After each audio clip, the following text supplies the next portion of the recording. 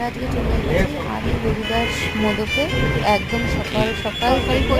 তো জাস্ট ছোলার ডালটা শেষ হয়ে গেছে, আলুর তরকারি পাতে পড়ে গেছে, এবার গরম গরম একদম কাঁচা বিউলির ডাল, তার সাথে হিং দিয়ে কচুরি, ফুলকো ফুলকো কচুরি এবং তার সাথে খোসা আলুর তরকারি।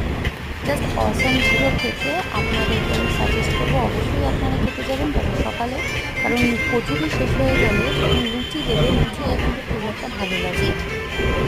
তো সেই জন্য আমরা লুচি কচুরি কিন্তু ট্রাই করেছিলাম, বাট এটা হচ্ছে জাস্ট অসাম, ভীষণ ভালো লেগেছে। কারণ এই বিউলিটারের গন্ধটা আমার নাকে জাস্ট দারুণ লেগেছে। আর তার সাথে খোসা আলুর তরকারিটাও খুব সুন্দর ছিল, মানে আমি অনেক জায়গায় খেয়েছি, তবে আমার এখানে কিন্তু খুবই ভালো লেগেছে। তো আমি সাজেস্ট করবো অবশ্যই আদি হরিদাস মন্দিরে যাবেন এবং সকালবেলা উঠে সেটা খাবেন।